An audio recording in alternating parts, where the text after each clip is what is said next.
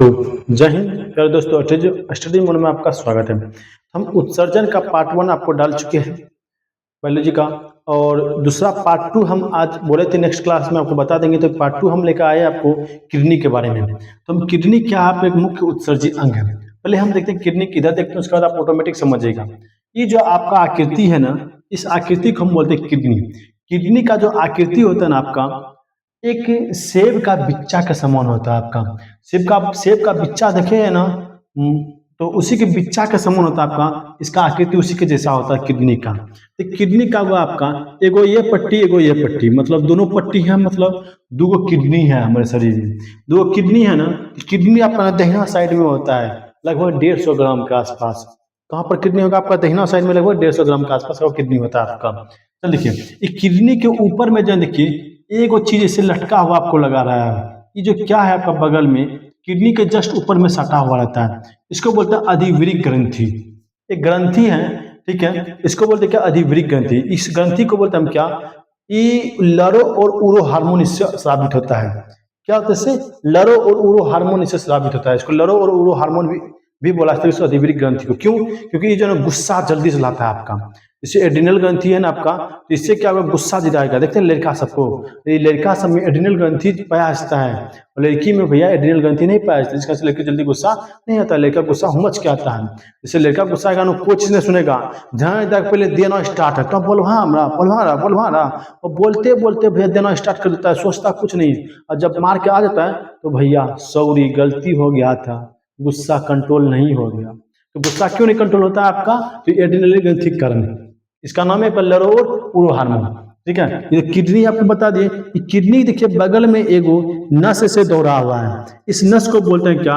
मूत्र वाहिनी, यूरेटर, मतलब पेशाब को ढोने वाला रास्ता, ठीक है। ये जो पेशाब होता है ना आपका, मूत्र, पेशाब को ढोने वाला रास्ता क्या होता है? मूत्र वाहिनी।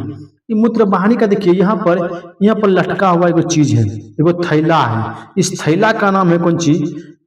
मूत्राशय। पेशाब जो रास्ता लेके आता है उसको बोलते हैं कौन सी? मूत्र वाहिनी। अब पेशाब जाके जहां पर जमा रहता है उसको बोलते हैं कौन सी? मूत्राशय। अब उस मूत्राशय में पेशाब यहाँ पर पूरा फ्लड है। लगभग जो है ना पेशाब जो आपका बनता है इसमें आधा लीटर के आसपास पेशाब इसमें रहता है हमेशा। कितना? आधा लीटर के आसपास। अब इस पेशाब को बाहर निकालना है तो यहाँ पर देखिए एक मार्ग रहे आपका। देखिए मेल में और फीमेल में जो मार्ग प्रयास रहता है, इस मार्ग को बोलते हैं मूत्र मार्ग, ठीक है। तो पेशाब बाहर निकला किससे? तो मूत्र मार्ग के माध्यम से पेशाब बाहर निकला, ठीक है। पेशाब जमा कहाँ पर आता है आपका?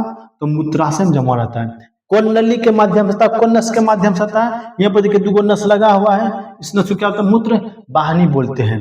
क्लियर? अब हम देखिए शॉर्ट में आपको बताते हैं किडनी के बारे में कि किडनी में क्या क्या होता है, किडनी कैसे बनता है आपका। देखिए हम इस किडनी का देखिए आकृति हम एगो उठा के पटक दिए हैं, तो एगो आकृति से आप समझिएगा। ये जो आकृति है ना आपका, किडनी जो बना किसा बोला आपका? सेब के आकार के, सेब के बिच्चा का समान होगा आपका। तो देखिए ये जो आकृति है ना, देखिए दो लेयर चढ़ा हुआ है, एगो ऊपर वाला लेयर, एगो नीचे वाला लेयर। क्लियर? ये जो लेयर बना होता है ना, लेयर को हम बोलते हैं झिल्ली। क्लियर? क्या होता है? झिल्ली। झिल्ली मतलब होता है थैला। जैसे आप सब्जी खाने खरीदने जाते हैं ना, सब्जी खरीदने जाते हैं, सब्जी आवश्यकता से अधिक मात्रा हुआ ना, एगो पन्नी में नहीं अटा, तो बोले कि और दूसरा पन्नी भी हमको दीजिए भैया। तो एक पन्नी में हमारा नहीं अटा तो दो पन्नी लेते हैं ना, तो जो पन्नी जो बना एक लेयर बना, उस लेयर को ही क्या बोला? दो प्लास्टिक का लेयर को झिल्ली बोलते हैं हम बायोलॉजी में। ये जो झिल्ली है ना, दो बीच में झिल्ली है ना, जो झिल्ली बना होता है ना आपका किसका? किडनी का।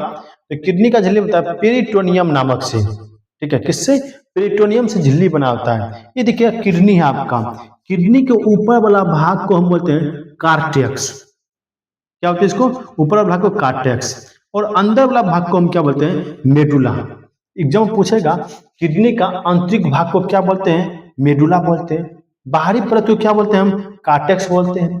किडनी का जो झिल्ली बना होता है किसका बना होता है? उसको क्या बोलते हैं? हम पेरिटोनियम बोलते हैं आपका। अब देखिए यहाँ पर जहाँ पर आपका देखिए यहाँ से आपका सब कुछ प्रवेश करेगा अंदर की ओर किडनी में। जहाँ प्रवेश करेगा ना, यहाँ पर मेरा प्रयास था क्या? Renal hilum. ठीक है। यहाँ पर क्या होगा, रेनल हाइलम, जैसे कार्टेक्स है, मेडुला है, पेरिकोटोनियम है, उसके रेनल रेनल हालियम है आपका, हाइलम आपका। यहाँ पर ई क्या करता है आपका, यहाँ पर अमोनिया का अधिक, इसके इसमें रेनल हाइलम में अमोनिया अधिक मात्रा में पाया जाता है। उत्सर्जन टॉपिक में आपको बता दी, अमोनिया से यूरिया कैसे चेंज होता है, यूरिया से अमोनिया कैसे चेंज होता है आपका। क्लियर। तो आप पार्ट 1 यदि नहीं देखें, जाकर पार्ट 1 अभी जाकर देख लीजिएगा, उसके बाद इसको समझिए, कोई दिक्कत नहीं होगा आपका।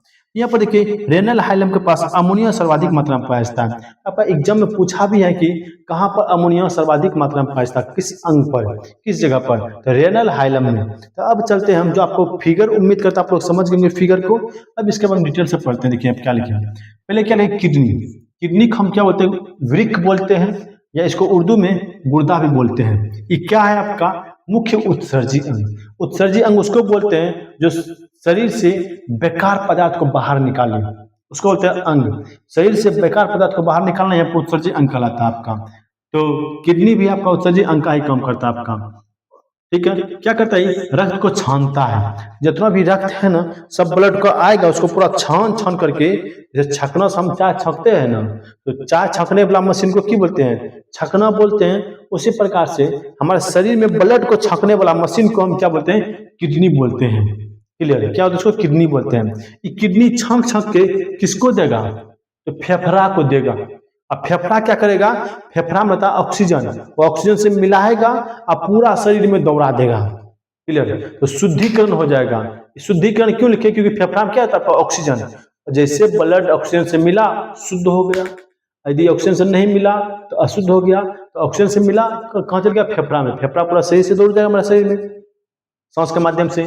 क्लियर। अगला देखिए, किडनी में क्या होता है आपका, पेशाब का निर्माण होता है। अभी आपको बताया ना पेशाब के माध्यम, तो पेशाब का निर्माण कहाँ पर होता है आपका, किडनी में ही होता है। और किडनी क्या करता है आपका, एसिड और बेस को कंट्रोल करके रखता है। यदि हमारे शरीर में अधिक मात्रा में अम्ल उत्पन्न हो गया और अधिक मात्रा में क्षार उत्पन्न हो गया, तो क्या करेगा, तो पीएच को कंट्रोल करके रखेगा। पीएच, यदि मूत्र का पीएच कितना होता है, 7.4। ठीक है, तो 7.4 होता है, सॉरी हम आपको मूत्र का पीएच नहीं बताया, फर्क का बता दिया आपको। मूत्र का पीएच आपका 6 होता है। तो जब 6 होता है मूत्र का पीएच, मतलब अम्ल प्रकृतिक हो गया आपका। तो मूत्र को भी कंट्रोल करके रखता है आपका, पीएच को कंट्रोल करके रखता है आपका। और क्या आपका, जहर को निष्क्रिय कर देता है। जहर से क्या होता है आपका, लीवर खराब होता है। लेकिन लीवर डैमेज होने के कारण आदमी की मृत्यु हो सकता है। यदि लीवर कुछ नहीं करेगा तो जहर जो है ना, किडनी तक आते आते ऑटोमेटिक निष्क्रिय हो जाता है, मतलब कोई काम का नहीं होता है। और किडनी क्या करता है, उसको पेशाब के माध्यम से बाहर निकाल देता है उस जहर को। क्लियर। तो अब देखिए, किडनी आपको पता है, यहाँ तक उम्मीद करता आप लोग समझ गएंगे। किडनी का गो होता है आपका, हमारे पास में 2 गो होता है भैया, सबके पास में 2 गो होगा। और वजन कितना होता है, तो ओकर वजन जो होता है भैया किडनी का 140 ग्राम होता है। क्लियर। एक झिल्ली के बारे में बता दिए, किडनी के झिल्ली को की बोलते हैं बाबू, तो पेरिटोनियम बोलते हैं। बाहरी भाग को की बोलते हैं, कार्टेक्स बोलते हैं। आंतरिक भाग को की बोलते हैं, मेडुला बोलते हैं। आपको शुरू में समझा दिए। प्रवेश द्वार, जिधर से भैया ब्लड अंदर घुसता है, ठीक है, ब्लड एक न क्षमता आई, तो ब्लड जिधर से अंदर घुसता है, उस घुसने वाला जो गेट है ना, उस गेट को हम बोलते हैं कौन सी, रेनल हाइलम। क्या होता है, रेनल हाइलम। इसमें क्या होता है आपका, इसमें अमोनिया सर्वाधिक मात्रा में रहता है आपका।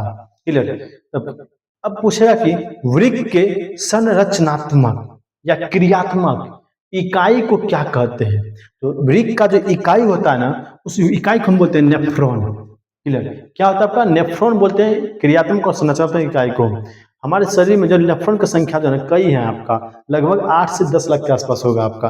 किसी बुक में 8 दिया, किसी में 10 दिया, इसलिए 8 से 10 लाख हम लिख दिया आपको। उम्मीद करते हैं यहाँ तक समझ गए होंगे। तो आप इसका स्क्रीनशॉट लीजिए, हम बताते हैं आपको नेफ्रॉन कैसे आपका ब्लड छनाता है आपका, उसके बारे में।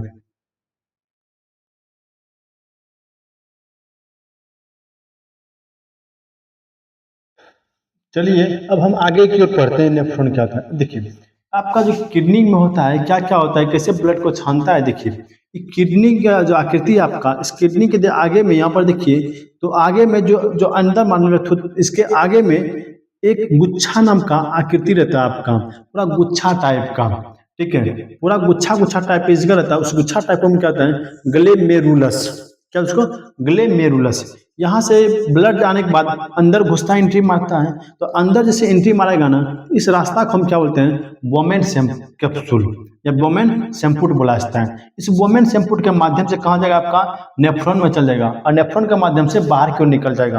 अब हम इसके बारे में स्टार्ट से डिटेल से पढ़ते हैं। देखिए हम क्या बोले, ये जो आपको गुच्छा टाइप का जगह है, जो गुच्छा टाइप का दिख रहा है आपको, इसको हम क्या बोलते हैं, ग्लेमेरुलस। ये क्या करता है, आपका ब्लड का फिल्टरेशन करता है आपका। जैसे ब्लड हमारे अंदर आया तो ब्लड क्या करेगा, उसको छांकेगा, सब जितना छांक छांक करके जितना भी शुद्ध कण है, मतलब अच्छा अच्छा चीज है, उसको छांक करके उधरे धकेल देगा और धकेल करके क्या बोलेगा, तुम चले जाओ फेफड़ा के पास में। क्लियर। तो जो शुद्ध कण है उसको छांक छांक करके उसी रास्ता में उसको वापस भेज देगा। तो हम इसीलिए के रक्त के कणों को छानता है और शुद्ध रक्त को वापस की ओर फेफड़ा में भेज देता है। क्लियर। अब जैसे मान ले कि यहाँ पर छाना तो कुछ न कुछ तो गंदगी बचा होगा अभी भी उसमें, ऐसा थोड़ा कि 100 लीटर छान लिया होगा। ठीक है। जैसे हम मान ले कि हम कि इसको हम छानना स्टार्ट किए तो यहाँ पर 80% में छना गया, तो मान ले कि 20% तो अभी भी बचा हुआ है। मानने के लिए आपको बोले 20% अभी बचा है, तो 20% रखते कण को कौन छानेगा, तो वोमेन संपुट छानता है। क्लियर। तो वोमेन संपुट क्या करता है कि आवश्यक पदार्थ जितना भी इसमें था, सभी आवश्यक पदार्थ का पुनः अवशोषण करेगा, मतलब फिर से सोखेगा और सोख के क्या करेगा, उसमें जितना भी आवश्यक चीज है सबको सोख सोख करके, और अमोनिया इस जगह मात्रा में पाया जाता है, काफी मात्रा में अमोनिया को, भैया अमोनिया से यूरिया को अलग कर देगा। यूरिया को अलग कर देगा कौन, वोमेन संपुट। तो यूरिया को अलग करता है आपका, और ये जो अलग करता है ना, तो इसी प्रक्रिया को हम बोलते हैं क्या, डायलिसिस प्रक्रिया आपका। ठीक है। जब कभी भी आपका किडनी खराब होता है ना, तो इस जगह जो है ना आपका बेकार चीज को साफ करने के लिए एक मशीन लगाया जाता है। इस मशीन से जो साफ किया है, उस मशीन को क्या होता है, डायलिसिस प्रक्रिया। क्लियर आपका। तो डायलिसिस समझ गए, यहाँ तक कोई दिक्कत नहीं है। वोमेन संपुट क्या कहता है कि आवश्यक पदार्थ का पुनः अवशोषण कर लेता है, यूरिया को अलग कर देता है आपका। क्लियर। उसके बाद यहाँ से आने के बाद ये कहाँ घुसेगा, ये नली में घुसेगा। इस नली का नाम क्या आपका, नेफ्रॉन, जो कि लाखों की संख्या में आपका। तो नेफ्रॉन क्या करेगा, तो जो बाकी चीज है, तो बाकी चीज क्या, नेफ्रॉन क्या करेगा, यहाँ पर आने के बाद पेशाब का निर्माण कर लेगा। तो नेफ्रॉन में क्या होगा, पेशाब का निर्माण होगा आपका। जैसे मूत्र बन गया, मूत्र बन गया आपका, पेशाब बन गया आपका। अब पेशाब को बाहर निकालना है तो यहाँ पर देखिए नली के माध्यम से बाहर की ओर निकाल देंगे। उम्मीद करते हैं यहाँ तक समझ गए होंगे। कोई दिक्कत, पेशाब का निर्माण हुआ उसको नली के माध्यम से बाहर की ओर निकाल देंगे। आप इसका स्क्रीनशॉट लीजिए, हम एक और पार्ट और बताते हैं आपको।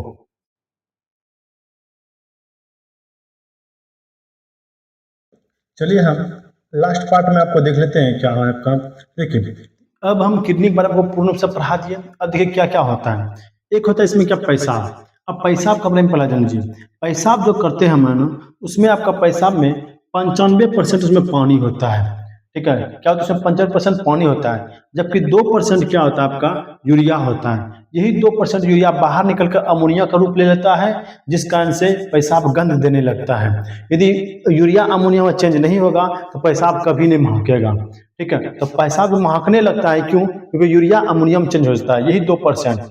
ठीक है। जब 3-4 मिनट हो जाएगा ना, तो वायुमंडल के संपर्क में आकर ये अमोनियम चेंज कर लेगा आपका। क्लियर। तो पेशाब का जो पीएच मान होता है ना आपका, 6 होता है। इसको याद करने का हम सिंपल तरीका बताया आपको। जैसे देखिए कोई पेशाब करेगा ना, तो छर छर आवाज करेगा।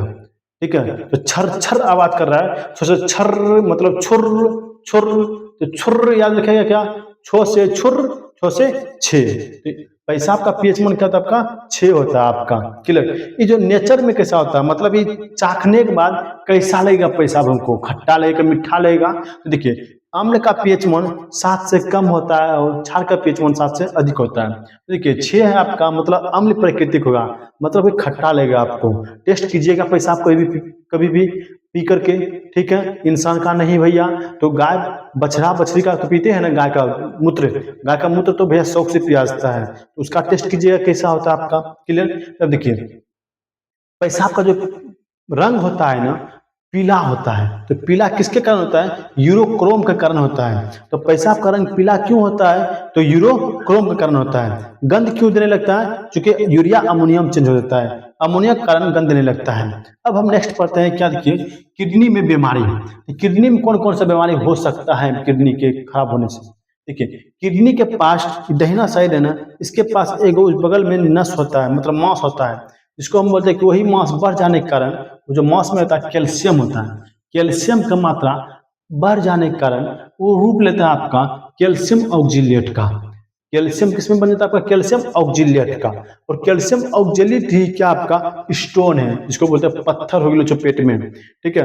कोई पत्थर नहीं होता है, कोई बच्चा सब सोचते थे कि पत्थर मतलब कौन सी, वो सब बड़का बड़का पत्थर जो हमको स्टेशन पर मिलता है, ठीक है, स्टेशन पर मिलता है, पहाड़ मिलता है, वो सब पत्थर कैसे पेट में घुस गया। हम बताते पत्थर, वो पत्थर नहीं होता है, मांस होता है ना आपका, मांस का जो है ना बढ़ जाता है, मांस सामान्य से आवश्यकता से अधिक मात्रा में बढ़ जाना मांस का ही भैया। और उस मांस में क्या था, कैल्शियम रहता है, इसीलिए उसको बोलता है कैल्शियम ऑक्जिलेट, पत्थर के जैसा दिखने लगता है वो। क्लियर? तो पत्थर उसी को लाजता है। तो जब आपका स्टोन पेट में होगा ना भैया, किडनी में होगा, तो आप सिंपल है क्या कीजिएगा, आप जितना पानी पी सकते हैं नस भर पानी पीजिए, जितना पानी पीजिएगा भैया उतना जल्दी से पत्थर गलेगा।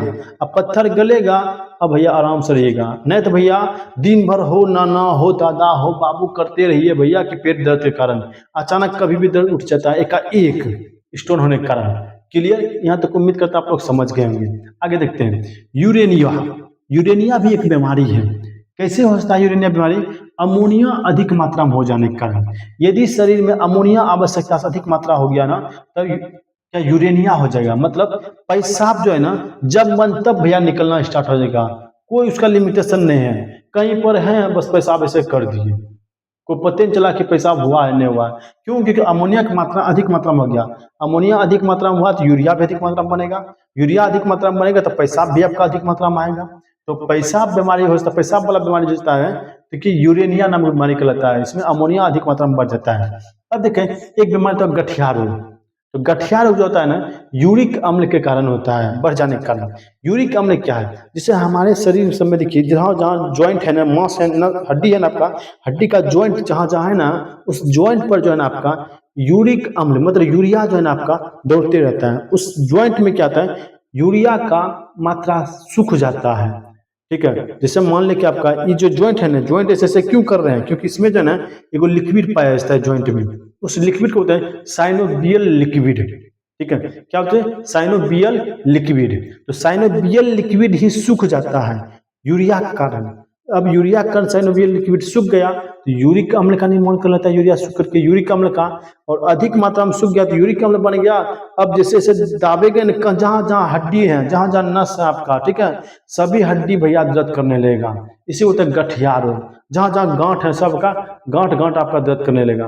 पैखाना कर पहले के पैखाना फिरने के लिए बैठेगा भैया तो इसे पकड़ के दीवार को, ओ दादा बैठो तो पकड़ो हमको, फिर उठाने के लिए व्यक्ति ना भी बोला कि क्यों? क्योंकि दर्द कर रहा है भैया, जहाँ नस है वहाँ वहाँ। क्लियर? तो गठिया रोग क्यों होता है? यूरिक अम्ल के बढ़ जाने के कारण। यहाँ तक उम्मीद करते हैं समझ गए। अब देखिए कभी कभी क्या होता है कि किसी भी इंसान का किडनी खराब हो जाता है, तो एक साथ कभी भी दो किडनी खराब नहीं होगा, एक किडनी ही खराब होगा आपका। तो एक किडनी खराब हो जाएगा ना, उस किडनी को हम क्या करते हैं, चेंज भी कर सकते हैं।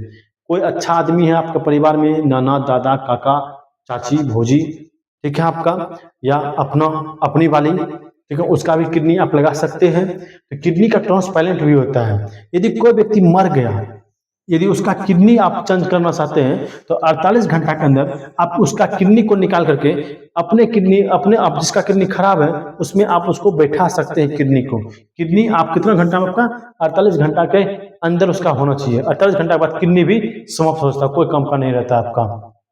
क्लियर? तो उम्मीद करता है आप लोग किडनी की बीमारी के बारे में समझ गए होंगे। क्लियर? तो नस सब चोय चोय क्यों करने लगता है आपका, कि चोय चोय जो करता है आपका क्यों?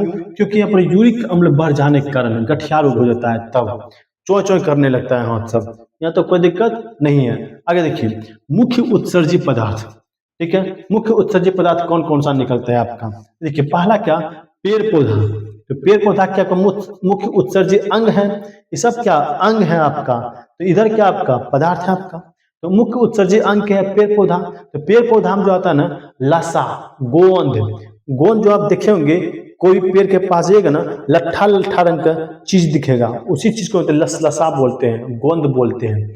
गोंद क्या आपको उत्सर्जी पदार्थ है। अब देखिए यूरियोटेलिक, टेलिक मतलब होता है कि बाहर निकालना, ठीक है। टेलिक मतलब बाहर निकलना, जिस चीज को बाहर निकाले उसी को गया टेलिक। यदि हम यूरिया को बाहर निकाल रहे हैं तो यूरियोटेलिक, तो यूरियोटेलिक कहाँ से निकल, किस अंग से निकलेगा आपका, यूरिया से निकल, यूरियोटेलिक से निकलेगा आपका क्या, यूरिया निकलेगा। यूरिया का निकलना यूरियोटेलिक कहलाता है आपका। ठीक है, जैसे मान लें कि यूरिया कहाँ से निकला, पेशाब के माध्यम से निकलता है बाहर। तो पेशाब कौन, तो मानव में और पशु में। तो जितना भी स्तनधारी जीव है सभी क्या करता है आपका, सबसे क्या निकलता है आपका, यूरियोटेलिक निकलता है यूरिया के रूप में। क्लियर, क्या निकलता है, यूरियोटेलिक निकलता है। स्तनधारी, स्तनधारी में आपका मेल और फीमेल दोनों हो जाता है। कितना आदमी सोचता है क्या सिर्फ लड़की में भैया स्तनधारी है लड़की, लड़का नहीं है। आप यह गलत सोच रहे हैं। ठीक है, लड़की के पास भी स्तन होता है, लड़का के पास भी स्तन होता है। बशर्ते लड़की के पास है ना, जैसे इसका 12 साल के बाद आएगा ना तो स्तन ग्रंथि से एक हार्मोन उत्तेजित होगा जिसका उसका स्तन थोड़ा बढ़ जाता है, और पुरुष के पास वह हार्मोन नहीं रहता है जिसका आंसर वह उसका स्तन जैसा का वैसा ही रह जाता है आपका। क्लियर, तो उम्मीद करते हैं यहाँ तक आप लोग समझ गए होंगे। अब देखिए यूरिक अम्ल टेलिक, यूरिकोटेलिक, यूरिकोटेलिक मतलब क्या है, जो यूरिक अम्ल का निर्माण करेगा, यूरिक अम्ल का निर्माण करेगा उसे क्या, तो यूरिकोटेलिक बोलते हैं। क्लियर, यूरिकोटेलिक कौन कौन निकालता है हमारे शरीर से, सॉरी कौन कौन निकालता है आपका, तो पक्षी या सरीसृप जितना भी है सब अपने अंदर से यूरिकोटेलिक को बाहर निकालता है आपका। क्लियर, इसीलिए पक्षी सनी जितना भी है सब जो पैखाना पेशाब करता है ना बहुत खतरनाक महकता है आपका। अब देखिए एमिनोटेलिक, तो एमिनोटेलिक जितना भी आपका सर, जैसे अमोनिया को नाम से स्पष्ट क्या है, एमिनो, और टेलिक मतलब क्या, बाहर निकलना, अमोनिया का बाहर निकलना यहाँ पर एमिनोटेलिक कहलाता है। किसमें होगा आपका, मछली या कीट में होगा।